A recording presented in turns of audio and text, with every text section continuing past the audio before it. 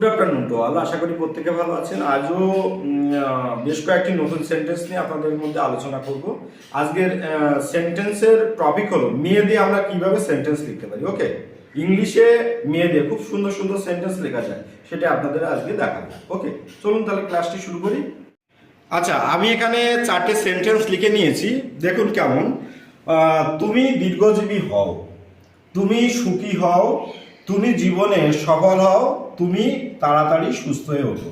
এগুলোকে কিন্তু ইমপ্রেটিভ সেন্টেন্সের একটা পার্ট, এবং এগুলো সব আপনার উইশ বা হচ্ছে মনের ইচ্ছা বা প্রেড অর্থে এগুলোকে ইংরেজিতে ইউজ করা হয়। ওকে, চলুন তাহলে দেখুন সেন্টেন্সগুলো কেমন হবে ইংলিশে। তুমি দীর্ঘজীবী হও, কি লিখতে পারি? May you live long. Okay, দেখুন এটা স্টার্ট হয়েছে কি দিয়ে? মে দিয়ে। তুমি সুখী হও, তাহলে কি লিখতে পারি? দেখুন, মে ইউ বি হ্যাপি। ওকে, তুমি জীবনে সফল হও। নেক্সট সেন্টেন্স, তাহলে কি লিখতে পারি? সব মেয়েদের হবে। দেখুন, may you succeed in life. Okay, তুমি তাড়াতাড়ি সুস্থ হয়ে ওঠো, কি লিখতে পারি?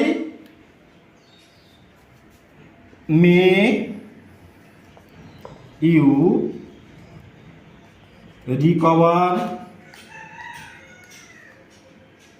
সুন। ওকে, দেখুন সবগুলোই কিন্তু মেয়ে দিয়ে স্টার্ট হয়েছে, সব মেয়ে দিয়ে শুরু হয়েছে।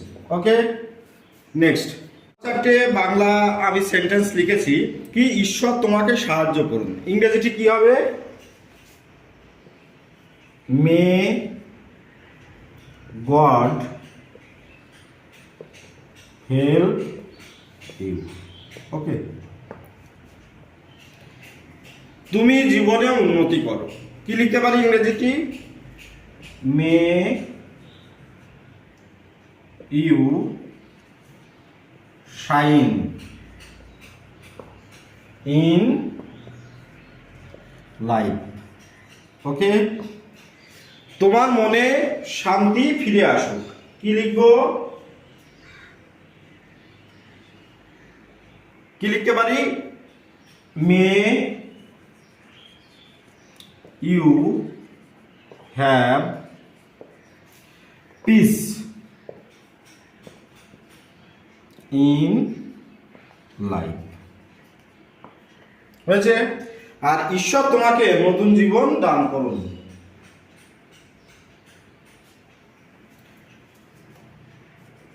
মে God give in a new life. Okay, তা দেখুন সবগুলোই কিন্তু মেয়েদের স্টার্ট হয়েছে। ওকে, সবগুলোই মেয়েদের স্টার্ট হয়েছে। আচ্ছা, কি লিখেছি? ভারত দীর্ঘজীবী হোক, ইংরেজিটি কেমন হবে? দেখুন খুব সুন্দর। May India live long. Okay, তারপর কি হবে? ঈশ্বর তোমাকে সুখী করুন। May God make you happy. Okay, আর কি? তুমি পরীক্ষায় পাশ করো, কি লিখবো? May you pass the examination. EXAMINATION। Okay, চলুন তাহলে এখানেই তাহলে দেখুন সবগুলোই কিন্তু মেয়েদের শুরু হয়েছে। হ্যাঁ, তাহলে এখানেই ক্লাসটি শেষ করছি।